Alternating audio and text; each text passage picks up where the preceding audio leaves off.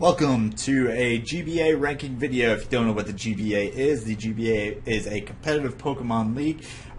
This season, 14 teams drafted 10 Pokemon each, 1 Mega per team, and they go at it week to week with the foreknowledge of what their opponents are bringing and go head-to-head in a traditional sports league style leading up to playoffs and finals matches throughout the season. This video is going to go through the teams and give you kind of a breakdown of what's been going on in the past week and the general season for them and where I think they stack up as far as power goes. If you enjoyed this video, please leave a like, comments, and things like that to help me improve the videos, make them better. And if you have any questions or interested in the GBA, please leave a comment below. Check out the links in the description and go check out the other GBA videos. And we're having a lot of fun this season. That said, let's go ahead and jump right into the rankings.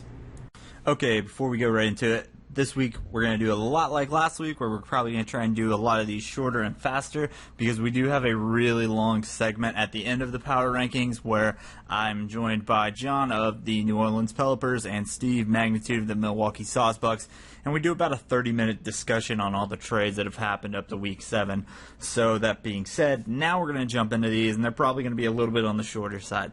Number 1 this week, shooting up, Boston Red Sox. They beat the number 2 team in the league. They're the only 6-1 team right now and are tied at the top for differential with the Steelix, and given that they're ahead of them and in a different conference, it's really not as irrelevant, but 6-1, it's hard to beat that. Nick puts in an extreme amount of calculation into things and is doing so much work with so little. I mean, he also has the number 1 player in the league right now, Hariyama. It's hard to argue against the guy with the highest differential in the league, the best record in the league, and the MVP in the league being number 1. And you probably shouldn't argue with it. If you do, you're a dum-dum. Despite a loss for the moment, I'm keeping the San Jose Sharpedos at number 2. Not the best differential out of the 2, 5, and 2 teams remaining, but they have so much power, it's hard to deny it. And Tom's a good coach. He's not necessarily the best coach in the league right now, as he does seem to make a couple of little errors and trip-ups here and there, and he just isn't quite as experienced as the rest of the people, but his amazing draft is really making up for it, and he's using what he has well. If he can really spend the rest of the season honing his craft and just getting a little more, well balanced and consistent at the fundamentals of battling, he's easily a contender for the cup at the end of the year, and he's probably a playoff clinch in my opinion, even though there's still a lot of weeks and a lot of variables left to go. Heck, I would have said the Deoxys were a clinch at the start of the season, and look at them now. Moving up, New Orleans Pelipers. John has really come out swinging. He's doing some incredible work this season. Obviously, he's got the superpower team, and he's really showing that now that he's comfortable with them and isn't thrown into the season 2 days before his match, he's very competent, and he's doing a lot of work. He's bringing the right things. He's bringing enough variation in the things that he has that he's doing work. And early on in the season, I would have said it would be hard for any of his Pokemon to have MVP because he has so many offensive threats, and I think that's proven to be true. He's really spreading out kills, and you never quite know what's going to put in a huge amount of work for him this week. I think he's going to go really far. He's got the attitude, and he's very driven to make the playoffs, and I think he's probably going to make that happen. Moving up, number 4, the Milwaukee Saucebucks, beating last week's number 1 team in the league fairly well. He came in with a right plan, took out the other guy, and he did it with seeming ease. He put in his homework and did work. This is the Magnitude we saw the first couple of weeks, not the trip up and fumble when he gets the Mankey's Magnitude that slipped down as much as he did. And I think that's probably what you're going to see from here on out. He seems to have lightened up his load a little bit, which is freeing up a little bit more time for, the preparation and battle that being a winning GBA coach seems to need. And next couple of weeks, I think actually next week he plays the Boston Red Sox, and that's going to be a very telling match to see how he does against, again, the number 1 team in the league. If he can beat 2 number 1 teams in the league, I think he'll have absolutely earned his spot in the top 4, and it'll be very hard for anybody to convince me to lower him back down unless he just starts to blow it. Number 5, Oklahoma City Thunder. They're staying at number 5. I feel like number 5 is a good spot for them. They have a fair amount of power. They're not necessarily the most powerful, most threatening team in the league. They're not necessarily the most threatening weather team in the league. They don't have the highest differential. They don't have the highest win count, but they're good enough. They win matches with fundamental gameplay and by small margins. That's why they only have a +1 differential right now. But +1 in a winning record is enough when your winning record is, in such a tight group. It's going to be rough on them as they're in the more aggressive playoff conference. If people start to come back, I think Tom might have to step back out of that fundamental comfort zone that he's in, which has been working amazingly well for him so far. He's come back and won his last 2 games solidly, not with huge numbers, but with numbers enough. But like I said, if other teams start to catch up and start putting up big differential numbers, he may have to start going more aggressive and looking for sweeps out there. But for right now, he's sitting pretty good. Like I said, I think 5's a spot where he's going to be comfortable at, and he's going to sit there on and off. He might float a little bit over and a little bit under as the weeks go on, but it's about his range. In what seems like a really big drop, the Steelix dropped down to number 6, and let me explain to you, this isn't that big a drop just because 1 through 6 are all incredibly close teams in my mind. I think on any given week, any one of these teams can pop up to number 1 or pop down to number 6, just depending on how they play. And this wasn't Joe's week. He kind of had to throw it in a little way through as the things he had planned out just didn't work for him. Some people have said it was a bad baton pass team. It wasn't a baton pass team. A baton pass team is much more lame than what he had. But it may be at the point in the season where the baton pass elements he's been implementing on and off have been figured out and are a big enough concern that people are going to start bringing checks to them every week. And that's pretty much what happened. It also doesn't help that your main baton pass pair of, Scoliopede and Heracross are both weak to some of the same things. And the new baton pass element of Umbreon just has its drawbacks, as we saw this week with the Curse passing negative speed really hurting him there. Another reason why I dropped him down this week, just besides the loss, despite having an amazing differential, is I'm not sold on the Umbreon. I think Cafagrius was a better player for the team, and he's going to have to work a little bit to convince me that it belongs there. But, next week he can come back with another big win and shoot back up. Like I said, top 6, very competitive spots right now. For what I believe is the first time ever in my Power Rankings history, and someone correct me if I'm wrong, Cote and the Toronto Maple Leafeons move above 8th place up to 7th. They beat the Deoxys, who last week were 7th, and who beat them in the first match of the season. And not only that, but Cote now has what I think is the most threatening weather team in the league. While some people will argue that Sand is a better weather to have, and the Oklahoma City Thunders do have a threatening weather team, I think Cote is more solidly and definitely built a rain team. And especially with the big trades he's been making the past couple of weeks, it seems like he's really just set his mind in on that's the direction he's going to go. That's the direction he has to go if he wants to win. Next week when he gets next year when he gets some new drafts, he may try and flesh the team out and make it more multi-purpose. But it really seems like at this point he's put his head down and he's going all in rain. And I think with the lineup he has, it's really threatening. And if he can start getting some big wins back to make up for being 6-0'd and things like that, and shoot his differential back up, he's absolutely not out of the playoffs in his division. And that's definitely a thing you could see with his team. He's got enough sweeping threats to do it. Dropping down to number 8 is the Arizona Deoxys. Hey, slip. I mean, the guy's on a losing streak right now, and when you're on a losing streak, you're going to drop. It's pretty much as simple as that. Cote brought the new threatening rain team, and Manaphy pretty much wrecked his face. If he didn't see that coming and didn't have a plan for it, that's really just kind of his own fault. It was a close game. It was another 0-1 loss for him, which is rough. Those are also really demoralizing losses because an 0-1 loss, when you look at that, says if I had done one thing differently, I would have won. That really hurts, and it's hard to get over, and that may be part of the reason why he's taking so many losses back-to-back is because they're all such close losses. It's almost easier to be in the position where you get 6-0'd and then come back next week because you're angry and motivated than it is to come back off an 0-1, almost had it, inches and miles kind of loss. A very close loss for the Nido-Kings in a very good battle. Danza's been doing a little bit more work the past couple of weeks, improving his game, varying up his sets, bringing different things, and I have enjoyed that. Unfortunately, now I think the big stumbling block for the LA Nido-Kings is that they aren't using their full roster. Haven't seen Gengar at all this year, and while they do absolutely have a threatening team, Gengar is a major threat. It was one thing to just bring Gyarados every week and run a bulky set every week. That's fine if that's your preference, okay.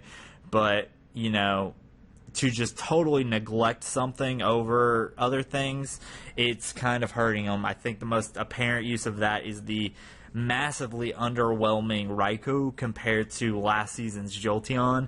It's not filling that place, and it doesn't necessarily have to fill that place if you realize that the element's not working to the degree you want it to and you are willing to switch it out. But it almost seems like at this point he's kind of forcing it in there at the expense of some other really good options on his team. But that's his call to make. I may be wrong. He may have looked at it and seen something there that he didn't like and didn't feel like bringing Gengar every single week. But as of right now, I think he might be playing favorites with the 6 he's bringing as opposed to really looking at the full roster. Atlanta Hawlucha coming out with their big trades this week. Well, one big trade and one kind of trade. But they got Dragonite from Mints, which I think is pretty good for them. I think it's definitely going to help Fizz out. It's going to give him more switch-in options where he can be comfortable, more opportunities to set up, and a little bit more variation in what he can do. And I think he showed that. Granted, he did beat the last week 0-6, this week 0-7 Grambles, so it's kind of hard to validate shooting him up in the skyrockets for another win, especially when you consider he's still at that -1 differential. But, the Grambles are actually building a much better team, and I think this is still a good win for the Hawlucha. I think Fizz is getting more comfortable and more confident in his team and the things he's bringing. He's more comfortable with the 6th Gen format and what some of the stuff can do, and what's a little bit different from the past seasons. And I think every single week he is getting better, aside from the one-offs where he brings the wrong hidden power. But it's hard to beat a climber like that. He is in the way more aggressive conference as opposed to the Johto conference. Kanto is a rough place. But at -1, I still very much think Fizz has a chance to come back and make a playoff run for it in these last 7 weeks that he has. Staying at 11, and actually all of the bottom ones are kind of staying at the same, which is not a disparagement on their part. It's just the top is so interlocked. But again, at number 11, the Utah Jasmine. Cooper has really turned his game around, and it's been fantastic to watch. If you don't watch his content, go watch it. I know some people can be camera quality snobs, but if you can deal with him live recording his stuff and having to do Showdown the past couple of weeks, it's really great to watch the man play. He's incredibly intelligent, and I think out of everyone in the league, he has the best awareness of health and status of everyone that's coaching right now. I don't think that there's a spot in any match so far where Cooper loses track of where anything is at and where it needs to be. It's the awareness it takes to just mentally know, I need this to always be at this health, otherwise it's in threat range of going down, is fascinating and incredibly impressive. And now that he's starting to apply that defensive stall mind, that mental aspect and acuity to an offensive game, it's just fantastic, He's able to bring in things safely, sponge hits, and create his own slower, almost unnatural momentum that I don't think a lot of people are prepared for. It seems that the past couple of weeks, people have really had a hard time digging in and getting control of the match from him just because he's so aware of what's safe for him to come in and out of on. And it's really impressive. You should absolutely go check out what he's doing. It's mentally just amazing. 12, the New York Yankees. Shady actually played a very good game this week. He finally brought some different stuff. He made some good calls.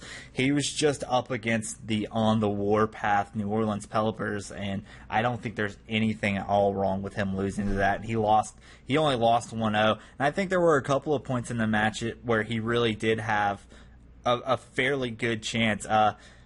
Biggest mistakes were bringing Tyranitar when it hurts everything on his team. Again, he's got to get this team selection down a little bit better. It's every week there's one thing that just glaringly shouldn't be there or should be there and isn't. Other mistake is ever assuming that Conkeldurr isn't guts. Conkeldurr is always guts. Let's be honest. Maybe some week John will run Iron Fist, but he should still just assume it's guts and never toxic it. That being said, if he gets past this, he's still not out of it. -3 is a totally doable differential to sneak back up into playoff range. Speaking of other people who lost but still did some cool stuff, Nexus this week, being cognizant enough to switch out Stone Edge for Rock Blast on his Rhyperior was a great move this week. He had a real good chance. It's unfortunate he was playing Cooper because Cooper just has a really hard team to break down if you don't have super offensive options. And Cooper is a guy that plays incredibly safe, and when you're running things like weakness policy setup, it's going to be really difficult to trick him into setting that off, along with the fact that Cooper is a man who does his research and bringing stuff that's named the same thing every week. People are going to start catching on. Nexus might want to look out for that, maybe gen some new pokes that have different names, even if it's the same set, though preferably he could go so far as to change the sets up to a little bit more. But, it's an improvement.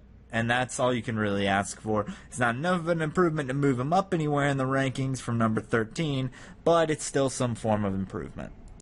Last place, the 0-7 Grand Bulls. I've kind of been joking around about how they've been doing the past couple of weeks, and, they still lost, but don't totally count them out. While -20 is seemingly an impossibly large negative differential to come back from, it's not totally impossible. I'm not sold that they're going to, but they could, mathematically. They could come back and do it. And more importantly than that, the Grand Bulls, Deathstroke's been making some trades and is really trying to reformat and build his team. And I think in the long run, it's going to work. And he's going to have a much better team by the end of the season. And he's going to be in a much better position to make his team even better with his draft next year. Not only that, I think he's in a great place to really screw over some other people's playoff chances for the rest of the season. And hey, if nothing else, that's fun and exciting. Look to see the Grand Bulls put some numbers on the board, though. Don't count them out. They're building a much stronger team, and sometimes that's what you got to do. You got to take a bad season and then use it to make yourself better next season. Hopefully he learns from the draft mistakes he made last season and pulls it out.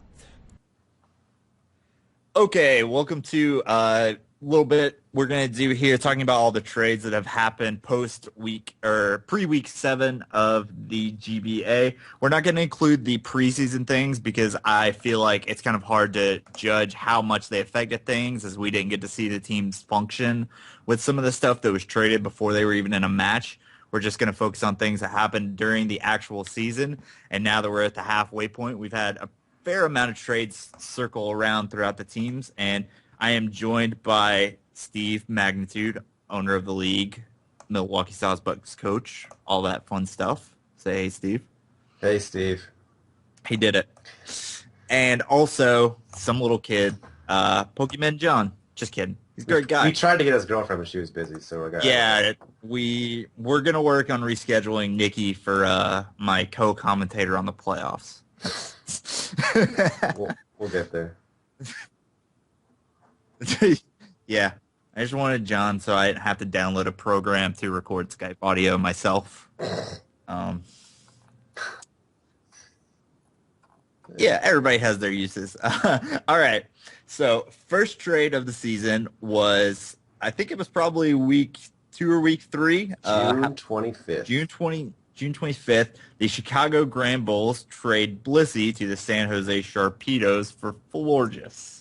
Yes, in a trade that how do I put this lightly, made no real sense because Yeah, they do the exact same thing. Okay, it's a head scratcher. It's okay, a head scratcher. so Forgus gains some resistances and some weaknesses, and they can use Moonblast now. Yeah, I mean, I don't think anybody can argue that Fairy is a better defensive typing, but I mean, it just the fun thing is the fun thing is that like Forgus like resists both of Kyle's Mega Stab. So like even if you're trying to go, it's gonna help against like Mega Charizard and stuff and Megas. Like yeah, I mean, it it gets. I don't know. I just have no idea what the purpose. Ironic.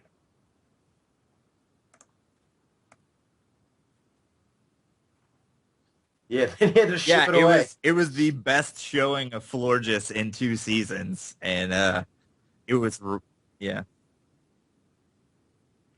It's very likely Blissey isn't going to come off the bench this season. I don't know that he really has anyone that super threatens him out with special attacks to the point where he's going to need to dedicate a slot to that when you consider how good his team is offensively and that he has a lot of other solid bulk, like, you know.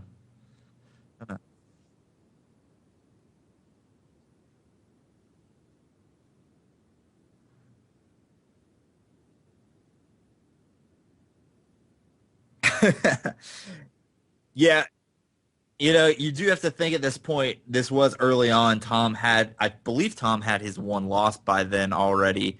Uh, well, two I losses as I was of like this Jim week. Carrey in Yes Man.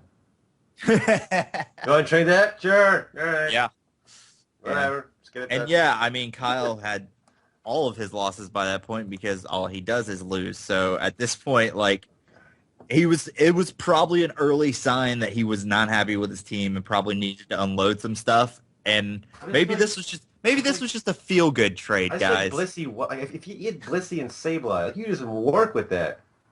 Yeah. But I, again, it's the same thing as he had that last season and he just didn't want to but he run didn't more. use it. But he can't. I don't know. I just think Blissey can do more. I get. He's got seismic toss. It's consistent damage.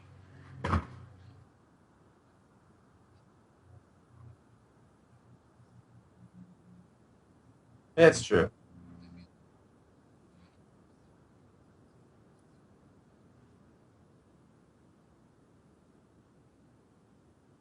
Yeah.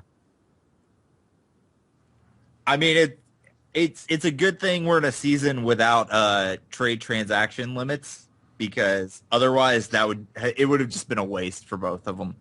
As it stands, it's like they can just trade those two back and forth all they want. And I guess it doesn't really, matter to anyone.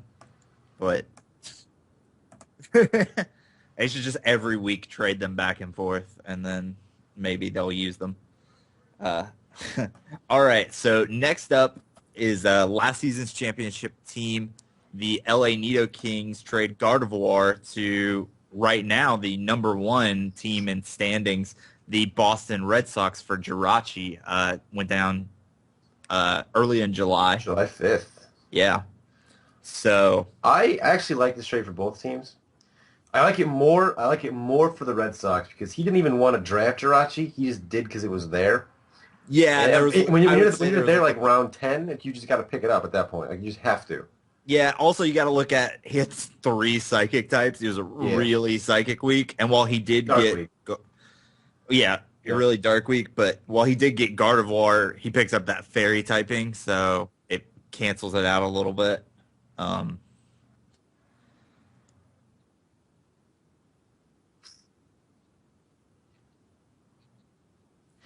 Yeah, I think it make both their teams marginally better than they were before the trade, and that's kind of the point. Like it wasn't like a huge blockbuster deal, but like it helps.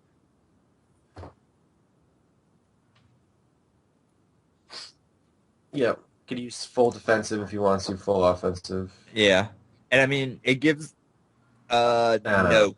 It should, because it literally has bells on its head. Doesn't get heel bell. Uh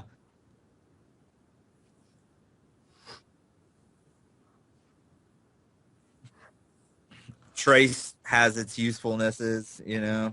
Uh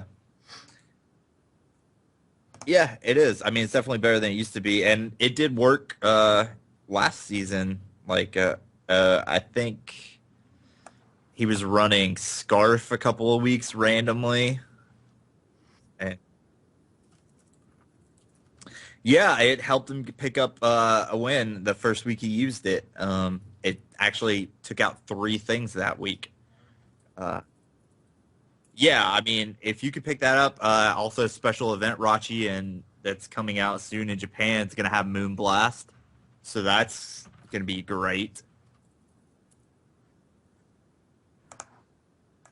I mean, even though you're not gonna get stabbed again, I think Fairy is just a better typing, you know. So yeah, exactly. Especially with the steel nerf and everything like that. Not to mention, while Jirachi isn't the most versatile of all the pixies, it's still pretty versatile, and it's very versatile for Danza's team, I think. I think it adds a lot because most of his team either just needs to go offense or bulk. He doesn't have a lot of middle ground or a lot of support options.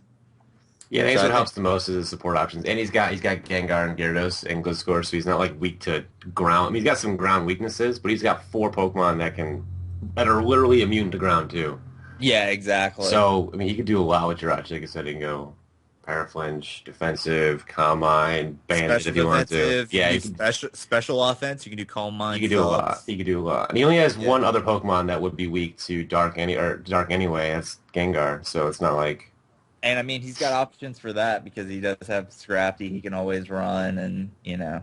yeah. So he's. I mean, I just think it was good for both of them in my Yeah, I think it worked out really well. yeah. I think you know, it's interesting that Nick did just kind of pick Jirachi up at the end there, but and he didn't really use it too much, but I think he he got a got. good he Yeah, got I a good think trade out of it. it worked out for him because he was able to get Gardevoir. Yeah. Yeah. At least he got to get like something that he wanted out of that.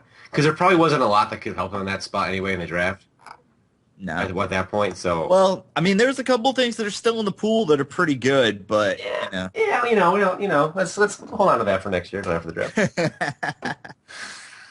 All right, so Steve, you want to run down the next batch because this was some big moves here. Okay, so we have July 6th. A couple trades happened. The Chicago Grambles and the Toronto Maple Leafeons had quite the blockbuster deal. Yep, The Grambles received from the Leafeons Lucario, Umbreon, and the first round pick of the Leafeons which is good because the Grand Bulls had given away or traded off their first round pick. earlier in the year. Yeah, So then we have the Maple Leafeons receiving Polytoad Kabutops and a second round pick from the Grambles. A lot happened in this trade, guys. this is A lot happened in big this trade. this is a big move for both of those Cote teams. turned into Seattle, guys. Right. Oh yeah, Right now, yeah. I mean, I think, you know, while Kyle and the Grand Bulls had obviously the auto weather effect, I think on paper still the scariest or one of the scariest weather teams were the Maple Leaf Eons, even without auto weather.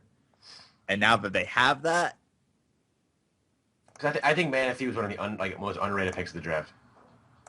absolutely. I don't think anybody else would have picked it. I don't think anyone even thought of Manaphy, to be honest. Nope.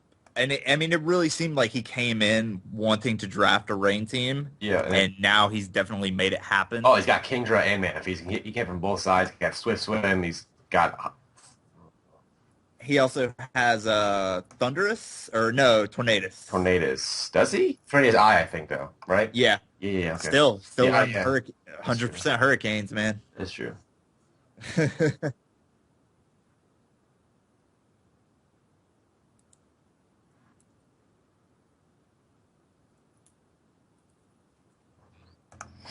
Yeah.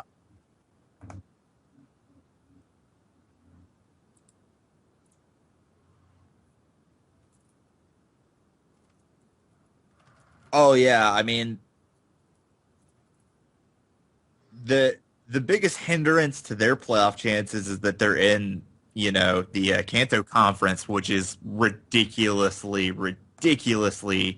close and competitive right now. That's the hardest part for him. I mean, Steve can tell you that conference is just it's stacked with great It's teams that brutal. are all yeah. Literally, what we do every week is we each get a baseball bat, stand in a room, and just beat each other to death. That's what we do every week. Look what's happening. It's ridiculous. Yeah.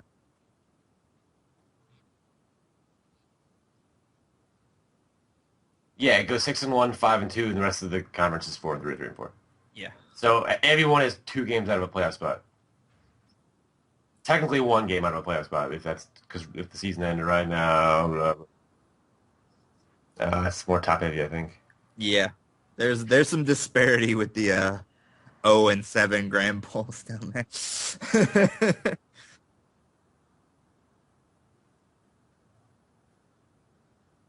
Oh, I'm a huge fan of that trade.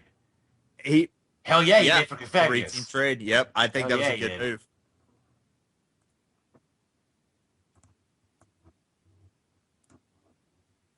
No. No, he yeah, just, yeah.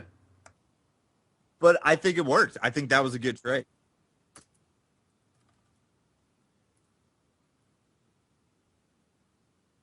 I think it was probably a prompt by Swag by Joe to just which I'm not sure why because I think Pythagoras was great on his team. It did a lot of work every week he brought it, so I was surprised to see him trade it. But I think while Kyle, yeah, exactly, and that's what he needed to do. It was the thing I talked about early on in the season during the draft videos and stuff like that. Is the team was split. He didn't have a great rain team or a great sun team. He had quarters and halves of each, and his team was split. He couldn't run dual weather. That was just way too much to plan for. Too many options. So I mean, I think he had to sack something. I don't think he could have gotten as many good offers for the sun portion of his team as he could have for the rain. Yeah, there are so many other teams that could have run partial rain teams and stuff like that. I think it had a better value. He had to do it, and I think Lucario's great. That's the first great like physically offensive to trade up from your main physical threat being Kabutops to Lucario.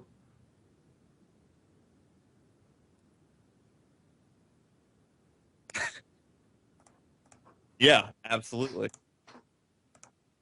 If Lucario cannot one-shot change, I'm gonna eat my shoe right now.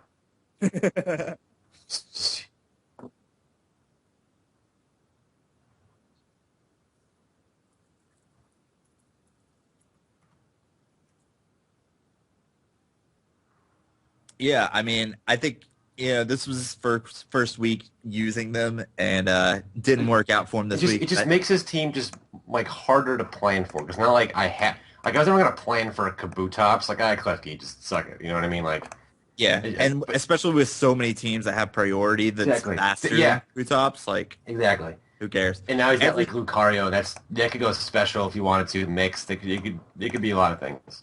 Yeah, he's got some It made. just definitely makes his team better, but I just think it makes Kote's team so much better.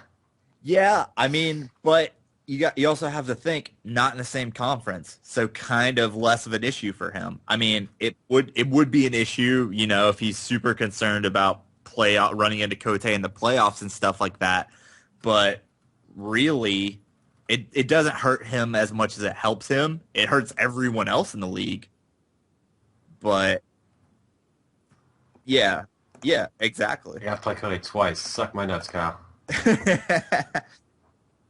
Yeah, exactly. It's the Umbreon Configuragus. Yeah, about an hour and a half later, Umbreon changing jerseys again. Yep. The I guess pseudo three-team trade right there, kind of.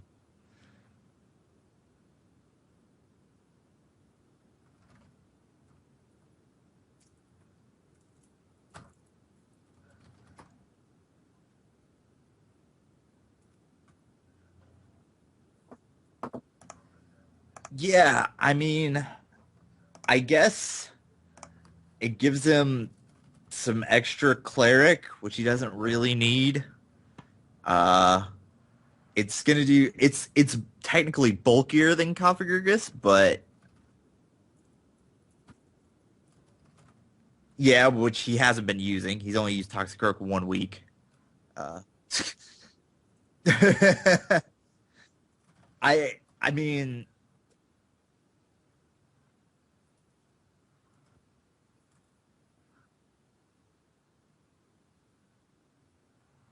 I don't either. I mean, he's got 7 weeks to, till the playoffs make or break to, prove everybody wrong. But I mean, as of this week, Umbreon did nothing.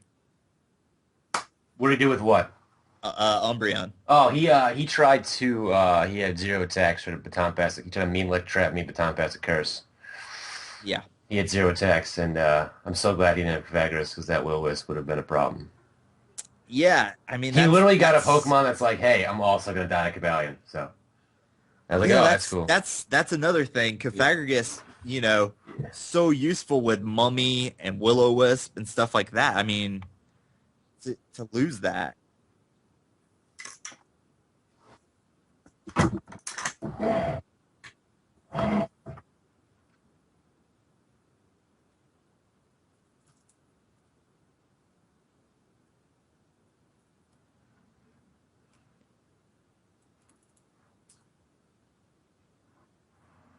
Yeah.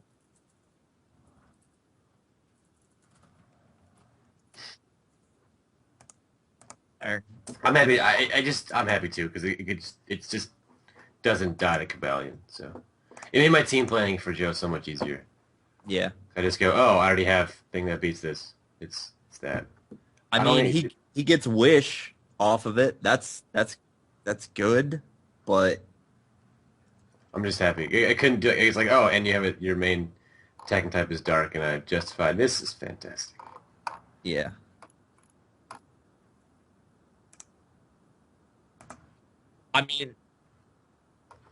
I mean, it's got to be support. A lot of his team is built around support. He made which it could be useful.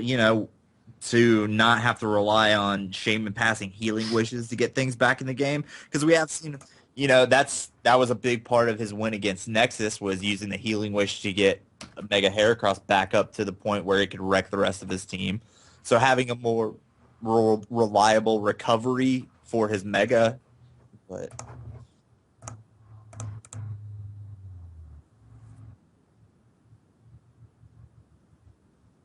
yeah.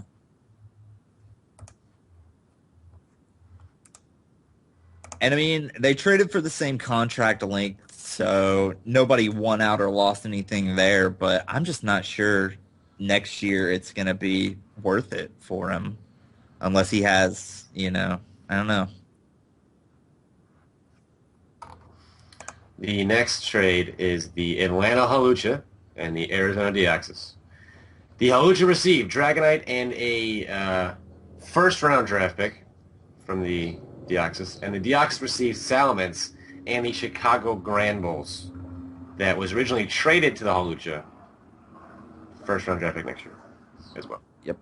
Worked out for I think for the Deoxys more because that first round draft pick for an 0-7 team right now.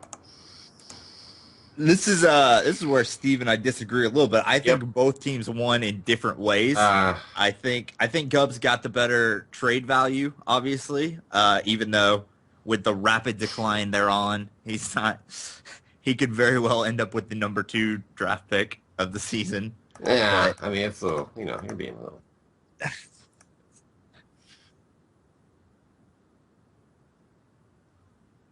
good. I mean, could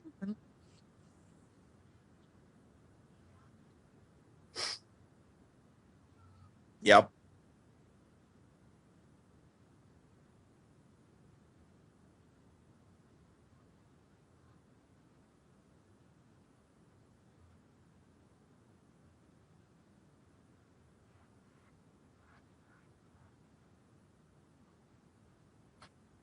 But I just feel like his team is so already ice weak that when you're planning for him, you're gonna bring enough ice. Yeah, but I know. See, I understand that, but like his team is very like rock and ice weak. That's He's got true. Salamence, he's got Pinsir, he's got Goodra, he's got Aerodactyl. Oh, didn't he get Pinsir? He got No, Pinsir. he gained We'll Pencer, talk about but that in a little we haven't bit. talked about that yet. Yeah. Thanks, John. Appreciate it. But I feel like when game planning against him, like the fact now that he has, I don't. I just feel like it's just not gonna do. I mean, it it can do a lot on its own, but when you couple in the fact that it just shares weaknesses already with the rest of his team, it just I don't think it's gonna get the opportunity to do what it wants. Here's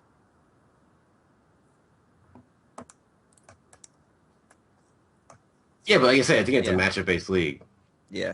So So here's the thing. It's got all the same problems Salamence has, but I think it's got better options for other things. So I don't think he lost anything by losing I Salamence. I I just think he I gained stuff. I think he just lost that draft pick, and that's gonna be like I'm just saying. I just don't. I don't know. I just wouldn't have given that draft pick away. I just feel like he I didn't. mean, I didn't yeah, feel like I didn't feel. that is a huge loss because assuming the Grand Bulls stay on record pace that they're setting, Hoping so, man. It's gonna make me feel better.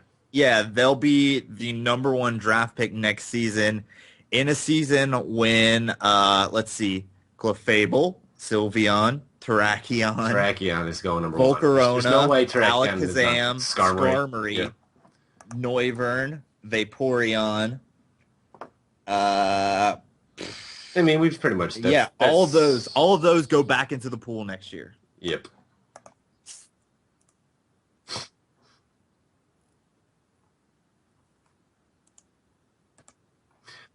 But I think. Go ahead, sorry.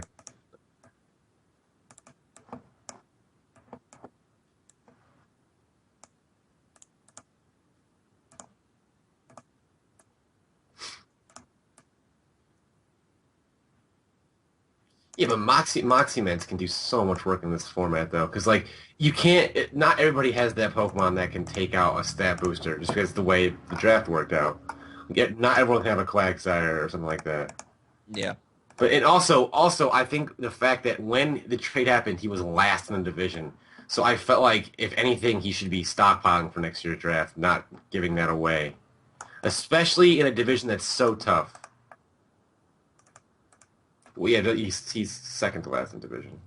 I think I'm just saying. I I was saying. I don't know. I just felt like well, I think the final judge of this is going to be how well it does for him this season. If it puts him in a position where he can make it to the playoffs this season versus having to plan for next year, then I think it'll be worth it.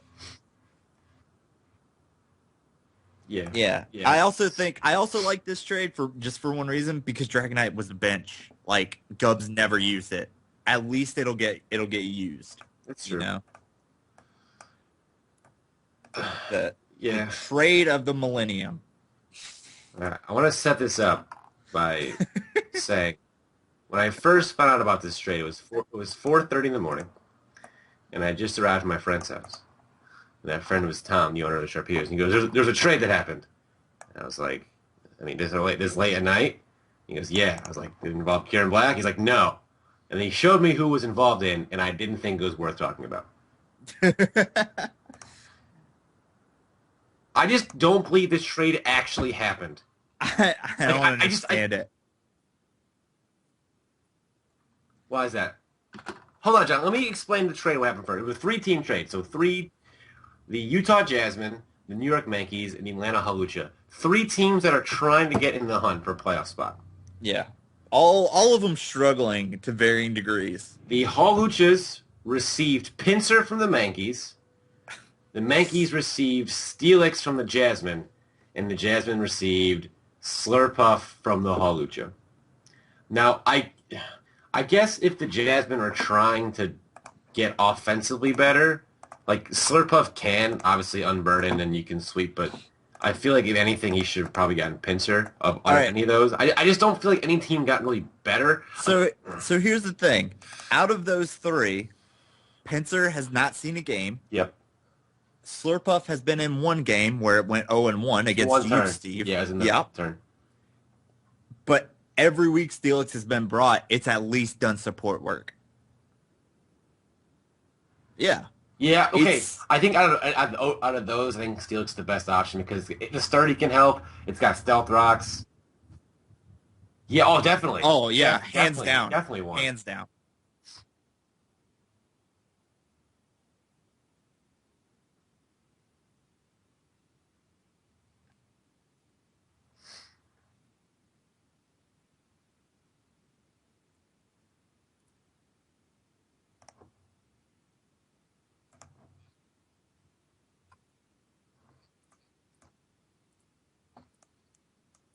Yeah, Shady got a lot better.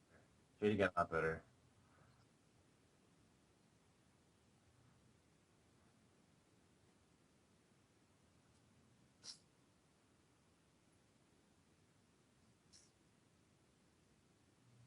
Yeah, it's also it's steel, so it can't be toxic, which is something that's nice. And it resists fairy, which could help. That's true. You're right. It So it's true. I didn't even think about that till right now. it does, however, add to his substantial fighting weakness. But, okay, I And guess, but like to what? It's got like 900 defense already, though. this is true. So the things that are going to be hitting it hard are going to be like Lucario and Fernape on the fighting side.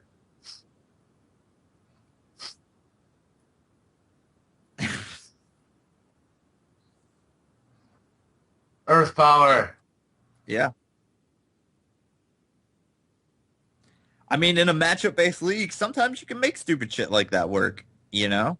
Like, just to throw people off of the game. I just want to point out. Hold on. As I'm flipping through my TV channel, I see that Ghost Rider's on television, and I feel like that movie summed up the straight entirely. Nobody's happy with it.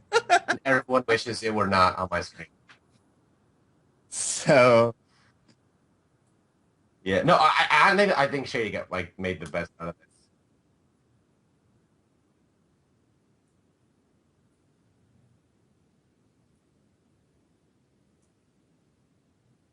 He got rid of both of his Moxie sweepers. okay, but here's the thing. Like, all right, so he got rid of. So here's what he got. Here's what happened to Haluchas here. He got rid of an unburdened user, which would have been great for his team if he ever got it to work Yeah, because he doesn't have a lot of speed on his team. it's true. As a late And expansion I guess team, a lot of the top speed tier stuff was gone. it's true.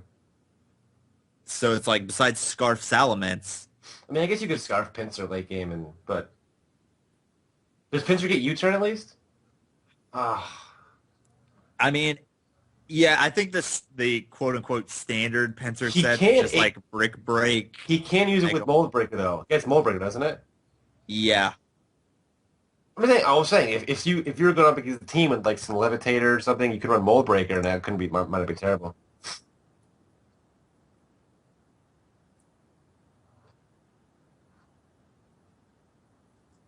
I think he'd be good against the Nido Kings.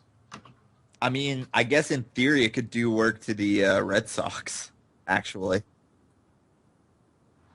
Could do work to the Red Sox. Yeah, kind of. Deox defense dies. Nah. Nah. Deoxys S does If a it were, one-take bug move. it's Tango. not bug fighting. If it were bug fighting, I think it'd be better. Well, yeah.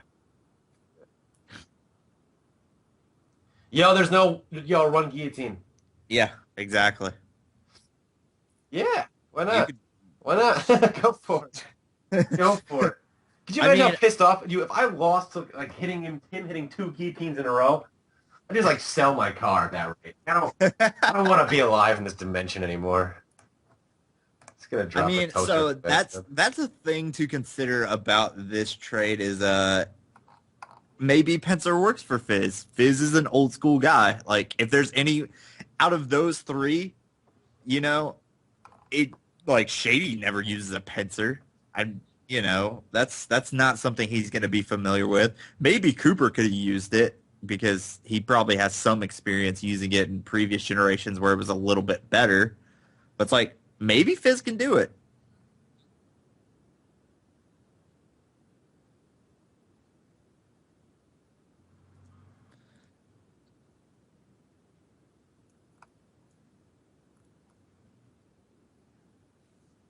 I mean, another thing is that also cuts down on Fizz's support options because now he doesn't have any kind of cleric or anything like that. You got to consider that. But yeah, let's talk about what that does for Cooper for a second. Anything?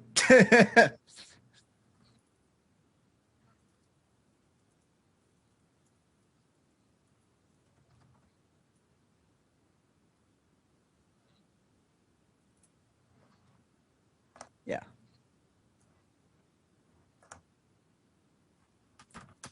Yeah, that would just be terrible. I would never want to know what that's like.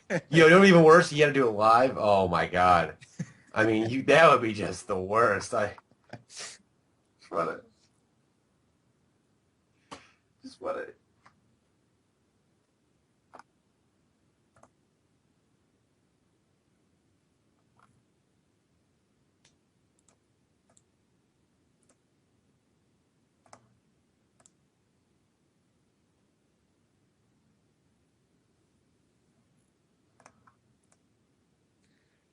I mean, I'm glad to see Cooper making moves. I mean, but when you're just kind of shuffling back and forth side to side, do you really count that as a move? Is that, Yo, he's doing the white boy club dance. That's what he's doing. yeah, He's that's what this is. That's the white boy club dance of everyone trades else, is what doing the happened. work. He just kind of there, got a drink in his hand, just kind of going back and forth. Yeah, Shady Fizz and Cooper were just hanging on the side doing like Night at the Roxbury head bobs and Yeah, oh, it was bench fodder. Yeah. And I mean, Steelix gives him another rocks option so he doesn't have to run Tyranitar because a lot of his team doesn't really want to take the sand. yeah. Well, now he's got So, Mamoswine, T-Tar, and Steelix, so he's got the makings here. yeah, which is He interesting. wants to throw safety goggles on a Neuver. Now we're talking. Safety. Probably be safety goggle like Crawdont before that. Something ridiculous. Yeah, I mean, I don't know. Say, It's gonna what could he put safety goggles on that would make it better? he could do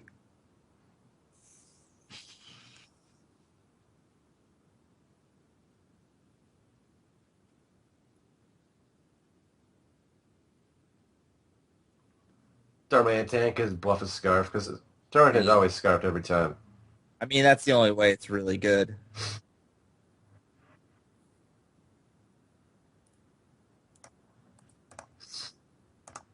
I mean, yeah, Lagging tail payback. yeah. Or lagging tail trick or anything.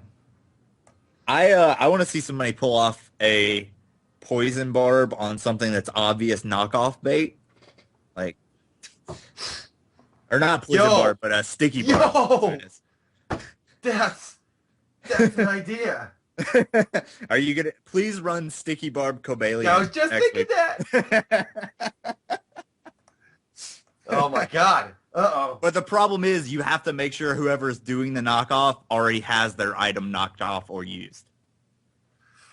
Oh my It's God. it's next level. It's next level prediction. But if you pull it off, that's a play of It's the like the week. fake spike. Yeah.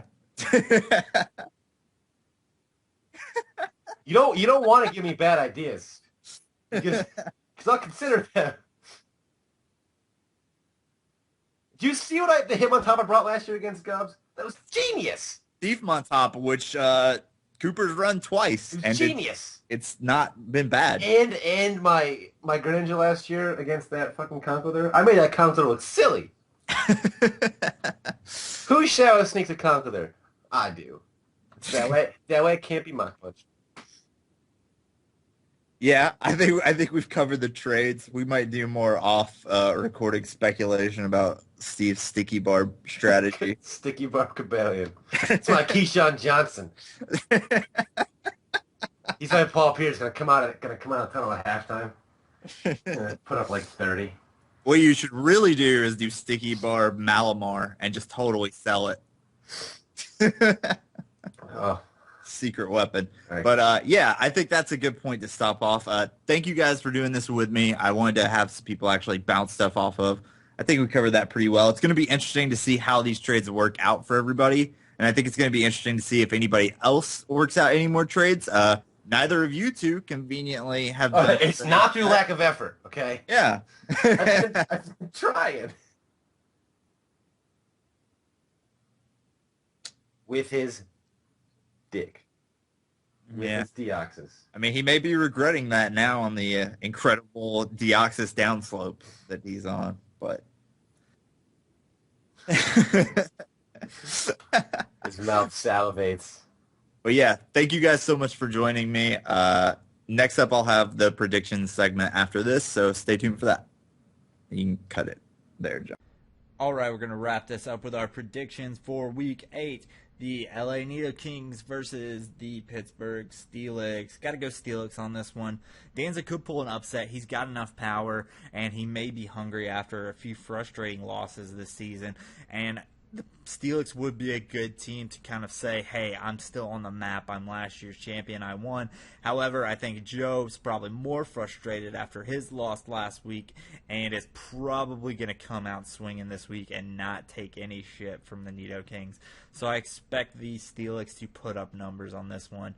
Oklahoma City Thunderous and Deoxys. I think Alex, my name is Hat, has a very good chance of winning this. However, I think it's about time for Gubbs to pull out of his slump and really win a match, put his name back in the hat, get back in the running, shake off everything bad that's happened. So I'm going to go Arizona Deoxys. But I think this is going to be a close one. I think it's going to be a pretty good match. Could go either way.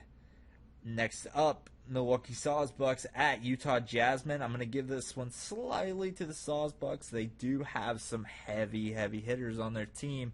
You know, whether it be Victini or Landorus, even Greninja can hit fairly hard. And Protein can play some mind games that I'm not necessarily sure Cooper is going to be ready for. It could be enough to throw him for a loop if he hasn't done his homework, even though he is a man to do his homework. I don't think this is going to be a huge win. I'll be very impressed if the Sawsbucks pull this out at more than a 3-0. But I do think they're going to win it. But I definitely think Cooper is going to make him work for it. Next up, Pelipers at Red Sox. This is going to be big. This is going to kind of show if John really has a hold of the power his team has and just how good all of Superblaw Nick's plannings are and how well his planning can do against a team that overwhelms him on a power scale. I am going to go ahead and give this one to Nick just because he's crazy and he puts in absolute down to the details numbers, and he's been able to do so many things with his team that people would not have expected up to this point that I wouldn't be surprised to see him win it. Next up, Leafeons and Granbulls. This is the only time they play, and it's going to be interesting to see half of Kyle's own Rain team go against him.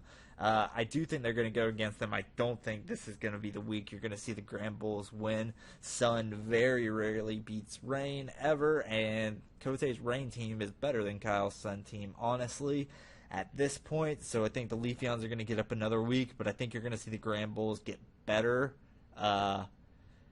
this week and get better next week and probably start pulling out a win or two in the last 4 weeks of this season. Next up, Escavaliers and Sharpedos. Got to go Sharpedos on this one. Power. Next is afraid of the power. Let's be honest. He's a good battler, but he definitely seems to talk his own team down mentally, and it kind of screws with him. And Sharpedos are going to come in prepared for this one, I think. The only way I could see the Escavaliers winning really is through hacks, or if Tom just comes in overconfident because his team does have so much power and he's doing so much better, and maybe gets a little cocky and lets Nexus get away with a few things he shouldn't have. But I don't see that happening. I see the Sharpedos taking it. And the last match up is going to be another really close one, actually, probably. Halucha and Mankeys, another team that just did a trade. I think the Mankeys got a better deal out of that, and I don't know, I think this is going to be a 1-0. I'm going to give this one to the Haluchas out of personal bias because I want to see Fizzy win it.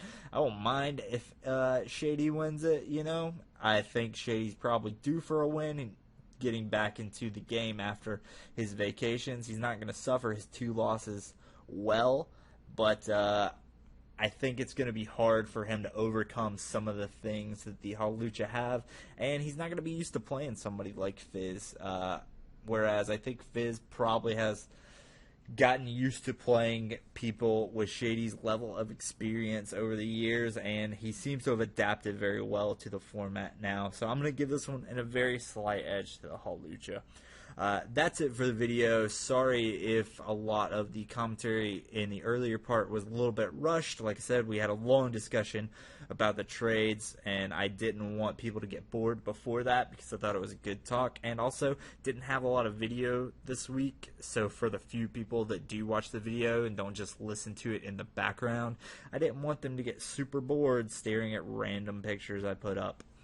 But that being said, hey, leave a comment, leave a like, let me know what you thought of the video, besides it being a little bit rushed probably. Let me know who you think's going to win next week's matches. Let me know what you think of last week's matches, and just talk. Be a cool community. Thanks, guys.